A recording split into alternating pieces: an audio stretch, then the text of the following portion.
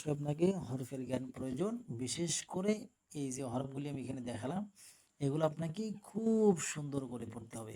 যদি এগুলো আপনি কোনো একটাতে ভুল করেন তাহলে কিন্তু আপনার দ্বারা কোরআন শেখা সম্ভব হবে না। বারবার রিভাইজ করে সুন্দর করে আজকের এই ক্লাসটা আপনি আয়ত্ত করবেন ইনশাআল্লাহ। ঠিক আছে? বারাকাতুহু। ২৭ দিনে অনলাইন কোরআন শিক্ষায় আপনাকে স্বাগতম। আজকে আমাদের দ্বিতীয় দিন।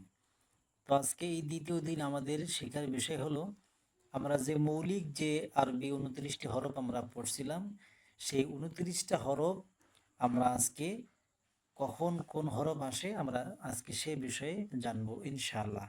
তো সকলেই মনোযোগ সহকারে আজকের ক্লাসটা দেখতে থাকুন ইনশাআল্লাহ।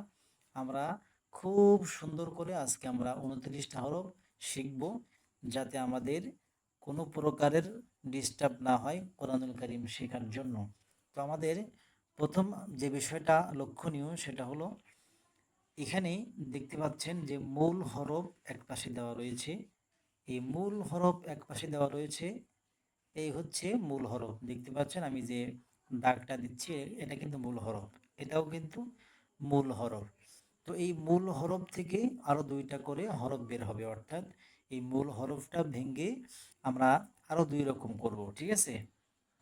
তো এই মূল হরফ ভাঙার পরে যে দুই রকম বের হবে, এই দুই রকম হরফ কোন হরফটা আসলে কোন সময় আসে এটাই হচ্ছে দেখার বিষয়।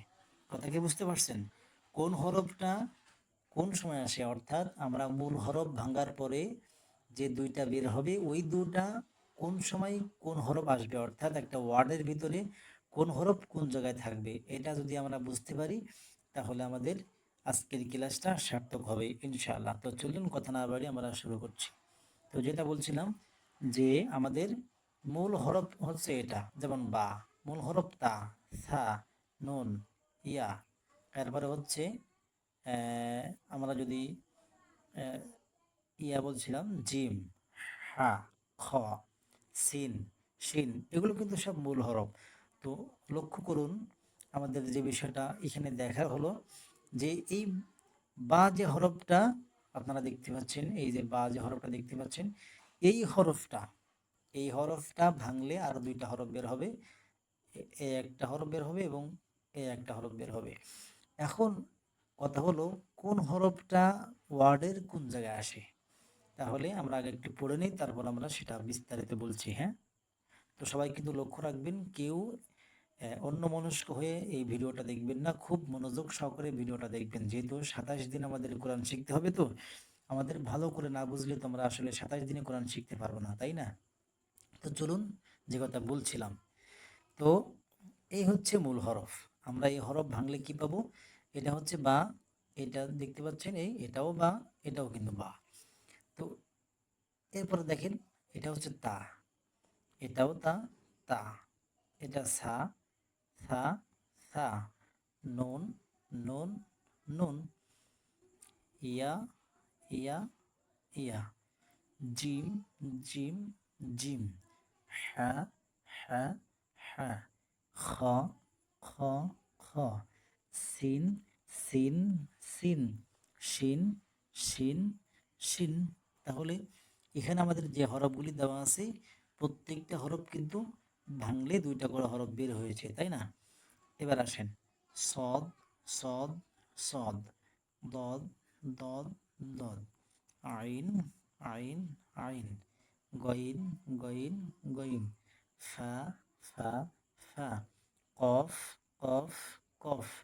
ক্যাফ, ক্যাফ, ক্যাফ। লাম, লাম, লাম। মিম, মিম, মিম।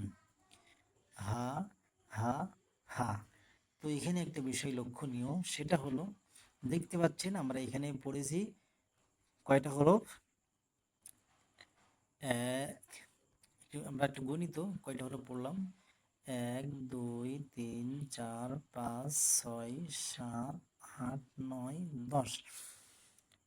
তাহলে এই ১০ এবং এ পাশে আর ১০টা, ১১, ১২, ১৩, ১৪, ১৫, ১৬, ১৭, ১৮, ১৯, ২০। তাহলে এই ২০টা হরফ আমরা ভেঙেছি, এবং এখান থেকে আরো কিন্তু প্রত্যেকটা হরফ থেকে দুইটা করে হরফ বের হয়েছে। তো এই ২০টা হরফ, তাহলে আরবি হরফ কিন্তু ২৯টা।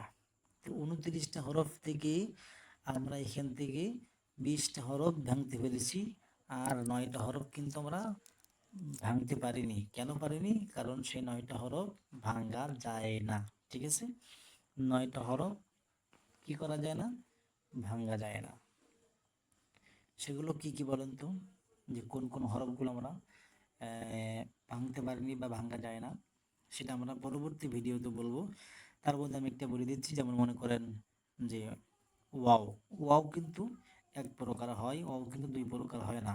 এরপরে হচ্ছে হামজা, হামজা কিন্তু এক প্রকারের, এটা দুই প্রকারের হয় না। এরপরে যদি আমরা বলি, তাহলে এখান থেকে আমরা আরো অনেকগুলো হরফ বের করতে পারবো, যে হরফগুলো কি হয় না, দুই তিন রকম হয় না। তবে যেগুলো বলেছি এগুলো কিন্তু আমরা ভেঙ্গে ভেঙ্গে আমরা বারবার কিন্তু আমরা এটা পড়ে নিব।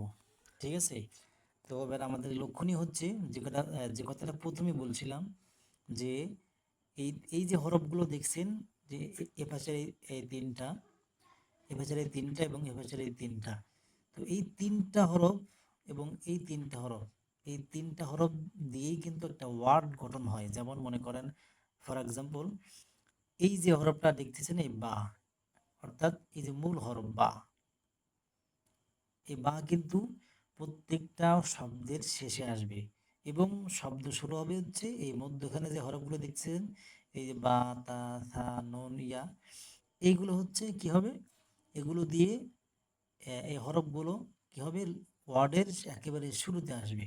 এবং এই যেটা দেখতে পাচ্ছেন, এগুলা শব্দের শেষে আসে। খেয়াল করেন, এই হরফগুলো শব্দ, সরি, এই হরফগুলো শব্দের মধ্যখানে আসে। যেমন আমি একটা এখানে একটা লিখে দেখাই এরপরে, তাহলে আপনারা বুঝতে পারবেন।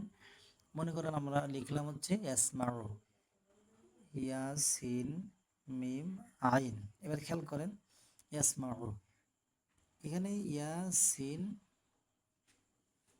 মা, আইন, বিষয় দেখেন এখানে ইয়াসমাউ, এই যে ইয়াটা আমরা দিলাম, এই ইয়াটা কিন্তু হচ্ছে এই যে মধ্যখানের ইয়া, এই মধ্যখানে যেটা আসছে এটা হচ্ছে এই যে মধ্যখানে যে ইয়াটা ছিল, আমরা সরি, এই মধ্যখানে যে ইয়াটা ছিল, এই ইয়া কিন্তু আমরা শুরুতে পেয়েছি, অর্থাৎ এই এই ইয়াগুলো,